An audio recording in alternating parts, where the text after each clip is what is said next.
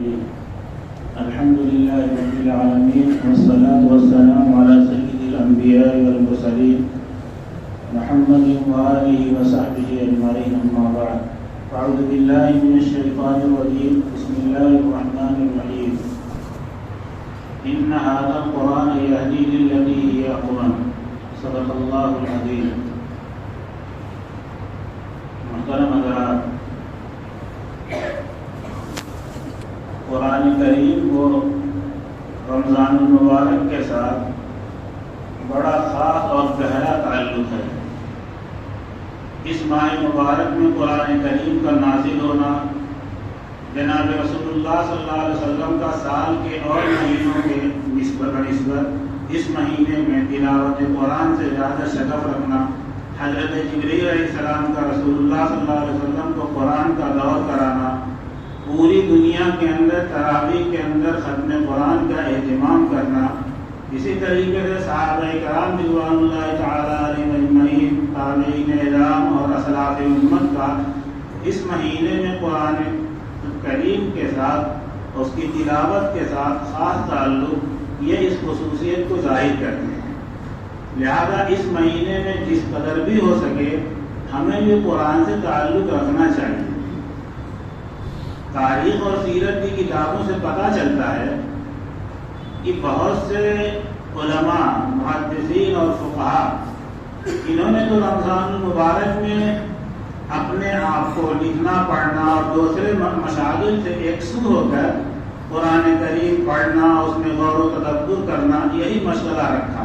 امام مالک رحمۃ اللہ علیہ جو امت کے ایک بڑے فقیہ، محدث اور امام ہیں، ائمہ اربعہ میں سے ایک بڑا مقام رکھتے ہیں، جن کی کتاب موطا امام مالک ہے، اس ماہ مبارک میں حدیث پڑھنے پڑھانے کا سلسلہ بند کر دیتے تھے اور قرآن کریم کی تلاوت، قرآن کریم میں غور کرنا، پورا مہینے یہی مشغلہ رہتا تھا. یہ سلسلہ وہاں سے یہاں تک آپ دیکھتے چلے ہیں. بزرگوں کے معمولات، فضائل اعمال وغیرہ میں سنتے ہیں. خود مولانا زکریا صاحب، ان کا زمانہ ابھی کتنے دن ہوا، 40-45 سال پہلے ان کا انتقال ہوا ہے. خود اپنے معمولات میں لکھتے ہیں کہ میں دن بھر میں پورے 24 گھنٹے میں 30 پارے پڑھ لیتا ہوں. ابھی وہ اسی دور کیا انسان تھے، کوئی بہت بدنام لوگوں کو یہ تھا کہ اس زمانے کے دور کے لوگ تھے، اس زمانے کی بات کرو. اپنے والد مولانا یحییٰ صاحب کے بارے میں لکھتے ہیں کہ رمضان المبارک میں زبانی پڑھنے کا معمول کچھ اس طرح رہتا تھا کہ صبح شروع کرتے تھے اور افطار کے وقت سورہ ناس تک پہنچ جاتے تھے. ان کا ایک بڑا تجارتی کتب خانہ تھا، کتب خانہ یحیوی بہشت دیور، سب سے پہلے وہیں سے چھپی تھی. تو ان کو اپنے مشاغل بھی رہتے تھے، مدرسے کے علاوہ بھی کتاب چھپوانا ہے تو کبھی دلی جانا آنا. لکھتے ہیں کہ ایک مرتبہ رمضان المبارک میں دلی سے آئے اور 10-12 رمضان ہو چکا تھا، ایسے ہی 12واں-13واں پارہ چل رہا تھا. تو ان کے جو قریب والی مسجد ہے مولانا یحییٰ صاحب گئے. اب امام صاحب کو ٹھیک ٹھاک کچھ یاد نہیں تھا، بار بار بتائے، کئی مرتبہ صاحب پیچھے ہٹو، اور اس کے بعد خود ہی پڑھنے لگے اور سحری تک پورا قرآن ختم کر دیا اور مقتدیوں کا جاؤ قرآن ختم ہو گیا. تو علموں کا اتنا اشتغال رہے گا تب تو ایسا ہو سکتا ہے. اگر ہم میں سے اتنے سارے افراد ہیں، کسی کو عین موقع پر اگر کھڑا کر دیا جائے تو ٹانگ اس کی ہل جائے گی. مولانا آرام سے آئے اور 16 پارہ یا 17 پارہ کا 8-10 رکعت میں پڑھ کے کام ختم. سحری ہوتے ہوتے اس کے وقت ہوتے ہوتے انہوں نے پورا قرآن مکمل. یہ غائب درجے اشتغال کی بات ہے، شغف کی بات ہے، ورنہ عام آدمی ایسا نہیں کر سکتا. ابھی ہمارے دور میں مولانا قاری ابوالحسن صاحب زندہ ہیں. جب دیوبند پڑھتا تھا تو دیکھتا تھا کہ پہلی صف میں رہتے تھے، اذان ہوتی تھی وہ مسجد میں موجود رہتے تھے. دیوبند میں یوں بھی آدھا گھنٹہ پہلے اذان ہوتی ہے. روزانہ بلا ناغہ جو ہے، یہ رمضان کی بات نہیں کر رہا ہوں، رمضان کے علاوہ پورے سال روزانہ 10 پارہ تلاوت کا معمول تھا. اب آ جاتے تھے اذان سے پہلے مسجد میں موجود رہتے تھے، آدھا گھنٹہ یا 3-4 ٹائم میں، اور فجر کی اذان ایک دم بالکل صبح صادق کے 2-3 منٹ کے بعد ہی ہوتی ہے. جیسے ہی وقت شروع ہوتا فوراً اذان ہوتی ہے. ایسا کبھی نہیں ہوا کہ اذان ہو تو موجود نہ ہو، الا کہ بیمار ہو یا سفر میں کہیں کیا ہو. تو اسی طور کبھی حیات میں زندہ ہیں. आदमी अगर नमूने तलाश करे तो सैकड़ों मिल जाएंगे। और इन चीजों को इसलिए भी बयान किया जाता है कि आदमी अमली नमूनों से जितना मुतासिर होता है उतना किताबी बातों से नहीं होता। ऐसे लोगों की सोहबतें अगर हासिल रहे, ऐसे लोगों को आदमी पढ़ते और देते हुए हो, ये सब अमल बहुत आसान हो जाएगा।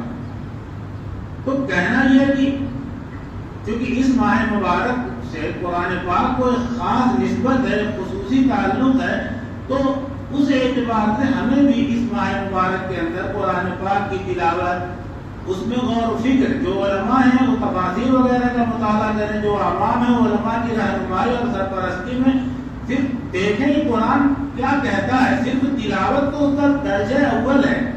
कुरान का पैगाम जो है उसको तो बगैर, चाहे आप अगर पढ़े लिखे हो तो खुद देखिए, या कम से कम दर्स कुरान वगैरह का एहतमाम करवाएं और उसको देखें। मैंने एक मरतबा माना था कि उस्मानी साहब का आसान तर्जुमा कुरान यहाँ रख दिया, जैसे रखा वैसे ही पढ़ा है।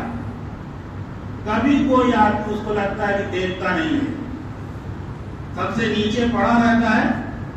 तिलावत ही कितना लोग कहते हैं साहब लोग में रमजान के तो एक खास मौजूदा कहिए कि दिलों को एक ताल्लुक कुरान पाक से हो जाता है, लोग तिलावत करते हैं। हालांकि इसकी जो अहमियत है कुरान की सवाब के एतबार से भी हदीस में आता है कि कोई आदमी अगर कुरान पढ़ता है तो उसको हर पर एक नेकी मिलती है। और जो मिसाल दी है रसूलुल्लाह सल्लल्लाहु अलैहि वसल्लम ने, वो ऐसी मिसाल है कि उसका माना कोई जानता ही नहीं है। जैसे अलिफ लाम मीम कहा कि अलिफ एक हर्फ है, लाम एक हर्फ है, और रूफ मुक़द्दस के माने दुनिया में अल्लाह ने किसी को नहीं बताया। कुरान जलालैन वगैरह में जहाँ उसकी तफसीर लिखी रहती है, अलिफ लाम मीम अल्लाहु आलम बिमुरादिही बिज़ालिक, कि इससे अल्लाह ही अपनी मुराद को ज्यादा बेहतर जानता है। इसका मतलब चाहे आप समझ के पढ़ें चाहे बेसमझे पढ़ें, आपको 10 नेकी मिलेगी। इसके बावजूद क्यों इतनी गफलत है? असल नेकी रुपया पैसा नहीं है, सिक्का नाराजुल वक्त नहीं है। अगर ये कहा गया होता कि एक हरफ पर 10 रुपया मिलेगा तो मारी को मारा यहाँ रहती, यहाँ से वहां है। लेकिन हमें ये नेकियों का कुछ नहीं। अगर वो कोई महसूस चीज जितने हमें नेकी चाहे जितनी हो जाए तो किस काम की। लेकिन याद रखिए, जिस दिन आंख बंद होगी, दिल की धड़कन खत्म हो जाएगी, उस दिन आपको पता चलेगा कि यहाँ की नेकियों की का वहां रुपया बंद हो जाएगा। वहां जो कुछ भी होगा वो यहीं की नेकियां काम आएंगी। आपने जितनी तिलावत की होगी, आपने जितनी नमाज पढ़ी होगी, जितना आपने रोजा रखा होगा, जितना आपने नेक अमल किया होगा, वो सब वहीं काम आएगा, उसके अलावा कुछ नहीं।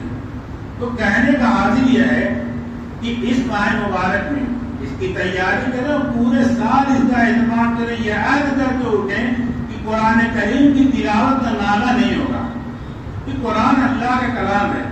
जो आदमी कुरान तिलावत करता है तो रहमत इलाही की निगाहों में रहता है।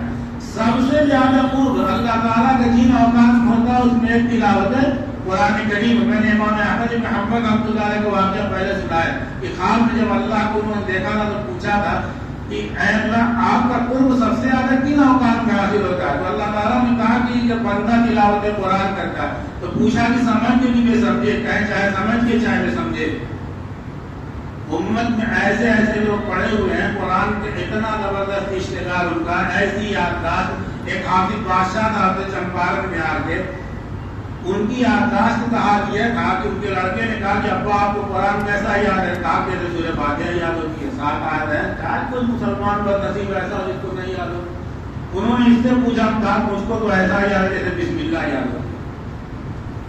सूरह फातिहा में तो कभी कोई आदमी ऐसा हो सकता है भूल पा जाए, लेकिन बिस्मिल्लाह के साथ कोई मुसलमान कभी नहीं भूलेगा। ऐसे ऐसे लोग इस उम्मत में अभी इसी याद इसी सदी में मिले। तो तलब की बात होती है। हम लोगों की बेतलबी का हाल यह होता है कि अगर ये दीन की और कुरान की और इस्लाम की बात सुनने के लिए अगर 2 मिनट 3 मिनट 4 मिनट बैठना पड़ जाए तो मुसीबत आ जाती है। मुसीबत चाहे बाहर जाके आप जितना वक्त ज़ाया कर लें, कुछ कर लें, कुछ नहीं, कोई खैर की बात काम में नहीं पड़नी चाहिए, वरना कोई फायदा हो जाएगा आपको। ऐसे ही महसूस होता है। अल्लाह ताला हमें तौफीक दे, कुरान करीम को पढ़िए, अपने खुद सीखिए, बच्चों को सिखाइए, अपने घर की खवातीन को मुकर्रर कीजिए जो कुरान पढ़ें। ये कोई मामूली चीज नहीं है। आप कुरान पढ़िए और बिला नागा पढ़िए, बुलंद आवाज से सही तलफ्फुज़ से। एक ही रुकू पढ़िए, 2 रुकू पढ़िए, एक पाव पढ़िए, लेकिन नागा नहीं होना चाहिए। आप इसकी کی برکات کو دیکھیں گے، رزق کی فراوانی ہوگی. جس مقصد کے لیے آپ رہیے بادشاہوں کے بادشاہ کا کلام ہے. حضرت عبداللہ ابن عباس رضی اللہ عنہ نے فرمایا کہ جو آدمی قرآن کریم کی تلاوت کرے گا وہ ارذل عمر یعنی بڑھاپے کی بے بسی اور بے کسی سے محفوظ رہے گا. حضرت عثمان رضی اللہ عنہ کی ایک بات سنا کر اپنی بات ختم کرتا ہوں. وہ فرماتے ہیں کہ جب تمہارا دل پاک صاف اور شفاف ہوگا تو تمہارا دل یہ قرآن پڑھنے میں لگے گا. یہ اللہ کی کتاب ہے، یہ وہ پاکیزہ کتاب ہے جو گندے قلوب میں نہیں ٹھہرتی. اگر آپ کا دل نہیں لگتا ہے تو آپ غور کیجیے، استغفار کیجیے، اذکار کیجیے، اللہ سے معافی مانگیے. آپ کا دل لگے اس کی دعا کیجیے. رسول اللہ صلی اللہ علیہ وسلم نے دعا سکھائی ہے، اللہم انت جعل القرآن ربیع قلوبنا وجلاء احزاننا وذهاب همومنا وغمومنا. کہ اے اللہ میرے دل قرآن کریم کو میرے دل کی بہار بنا دیجیے، میرے حزن و غم کو چھٹنے کا ذریعہ بنا دیجیے، میرے غموں اور پریشانیوں کو دور کر ختم کر دیجیے اس کے ذریعے. آپ اس دعا کو پڑھیے، اللہ سے توفیق مانگیے، اللہ تعالیٰ توفیق دیں گے اور اس کی برکات کا آپ مشاہدہ کریں گے. یہ بات اس لیے کہہ دی کہ جیسے جیسے وقت گزرتا جا رہا ہے اب لوگوں کا اشتغال کم ہوتا جا رہا ہے. سب سے بڑی چیز تک تراویح ہے. تراویح حضرت عمر رضی اللہ عنہ کے پر اللہ تعالیٰ لاکھوں کروڑوں رحمتیں نازل فرمائے. یہ جو نظام بنایا اس کی وجہ سے قرآن لاکھوں لوگوں کا محفوظ رہ گیا. تراویح کا سلسلہ نہ ہوتا تو حفاظ کی اکثریت جو ہے قرآن کو خیر بات کہہ چکی ہوتی. قرآن سننے کا اہتمام کیجیے، قرآن میں پڑھنے کا اہتمام کیجیے، دور کیجیے، جو بھی طریقے اس کو اپنائیے. اللہ تعالیٰ مجھے بھی اور آپ